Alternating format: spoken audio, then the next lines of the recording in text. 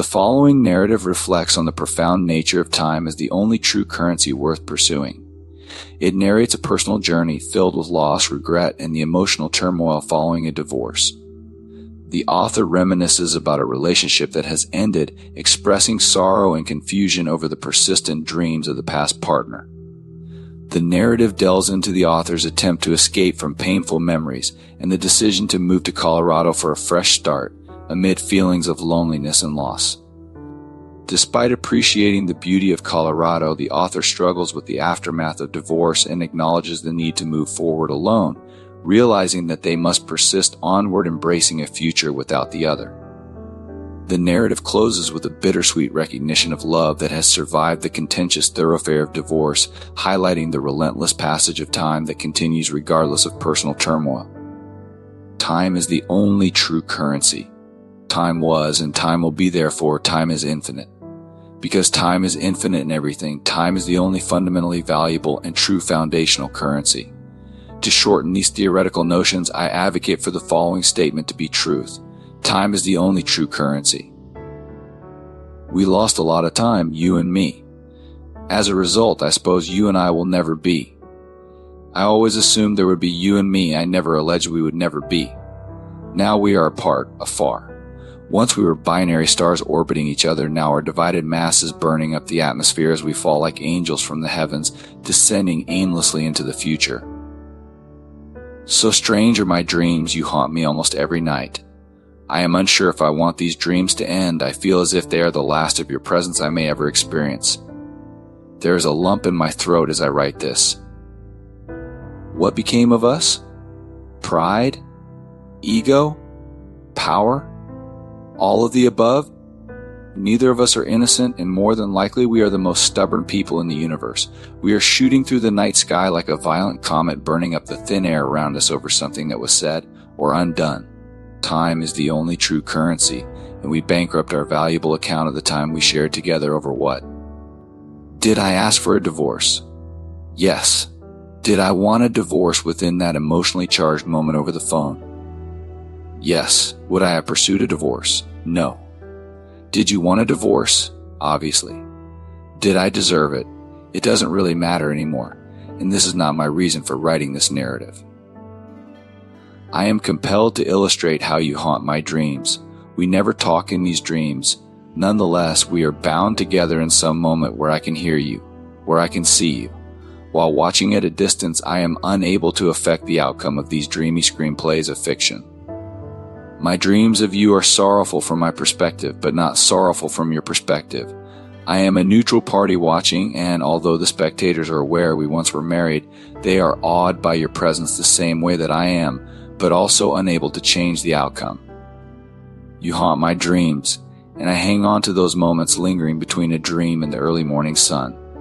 I ponder what was, shake the visions out of my head like a wet dog shedding water out of his fur, and move on with my day.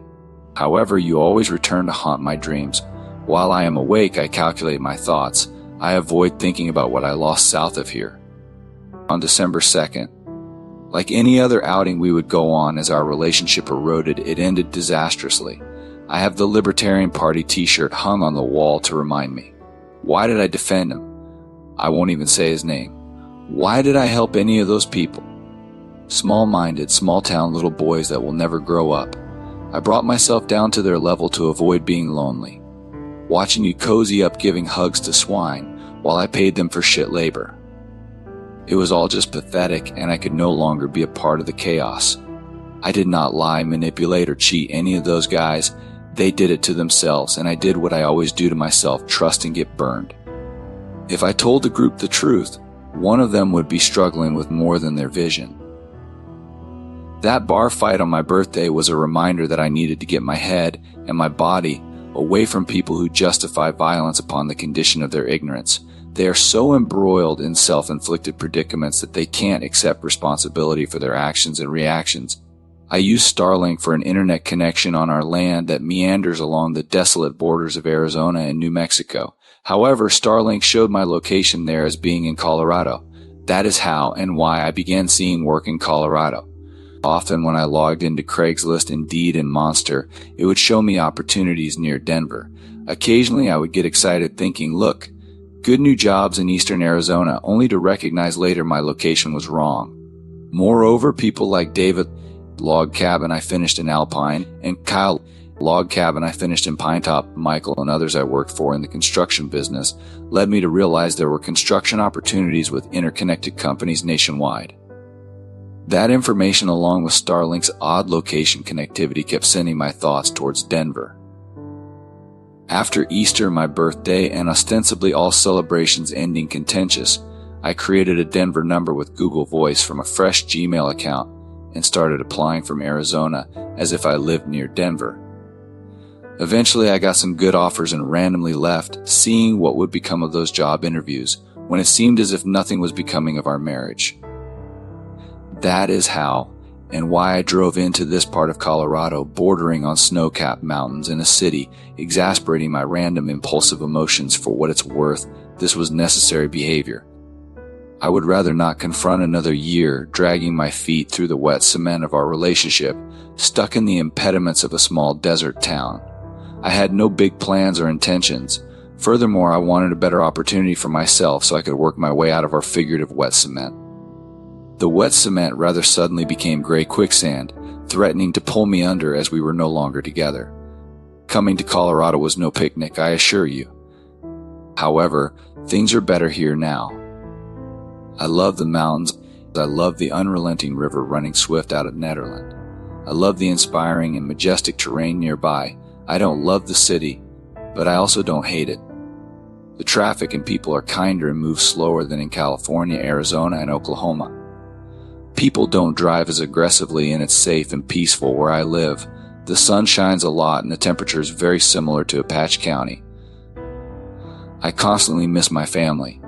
Likewise, I simply had no solutions for the situation we got ourselves into.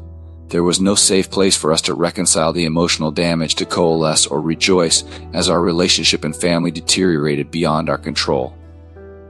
We needed a lot of time, but we had little history making time a priority. As a result, we are both responsible for exactly what our relationship became. Time is the only true currency. Neither one of us are mean nor hateful people. We are simply hurt by each other's distance. We are stubborn to a fault, and we both got what we deserved, which is exactly nothing. My grandmother always says, "This too shall pass," and it has, for better or worse. Now, it's only healthy to assume a divorce was for the best.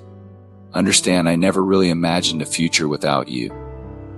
Yes, I get upset and say things. Yes, I was overwhelmed, unable to think clearly, or unsure what to do next when I said, "I would divorce you right now if I could." Then you responded rapidly and decisively, leveraging conversations between me and our son to ascertain my location to serve me the divorce paperwork. Now we are divorced, separated, annihilated, probably beyond reconciliation. Naive of me to even type the words "probably beyond reconciliation." I simply never imagined divorce, but good for you if that is what you needed. I most likely deserve it. The past, I suppose, doesn't matter anymore, but presently you still haunt my dreams. Do I want you out of my head? I stand steadfast and existentially experience a violent river flowing over my feet. The water is cold, rushing through miles of rock, the byproduct of the sun melting high elevation snow in the mountains above. I flirt with the currents pulling on my body and cling to the river bottom with my toes. I believe I hear people laughing in the distant waters, toying with the same fate, or is that your voice carried along with the wind? Am I dreaming again? I wanted to experience these moments with you and the kids. Now I dry my feet and hike back to our old car alone, driving through switchbacks, listening to the familiar music you're likely happy to be free of. Life continues on with or without our approval. I am here, you are there. The future is not obvious. However, it obviously does not include us together. The future is you and me rushing separately down the tributaries of life, attempting to carve out our place in the world alone. Now this future will rush by us both as rapid as the desert wind rushes through your beautiful hair. Your back is to me now, and you are carried away into a future I can no longer see, predict, perceive, or protect. A tear is running down my cheek as I type. You are free, rushing through the canyons of space and time, smiling I know, smiling at the unknown, smiling into the future, smiling, you fade out of my vision. You fade out of my reach. Not only that, but you smile as I grasp at the air, watching the turbulent waters that carry you away from me erode in my memories until the dreams of you are gone forever. Now in this omnipresent moment, I am left breathless at the face of time, the only true currency. I hope life is good. I will always love you.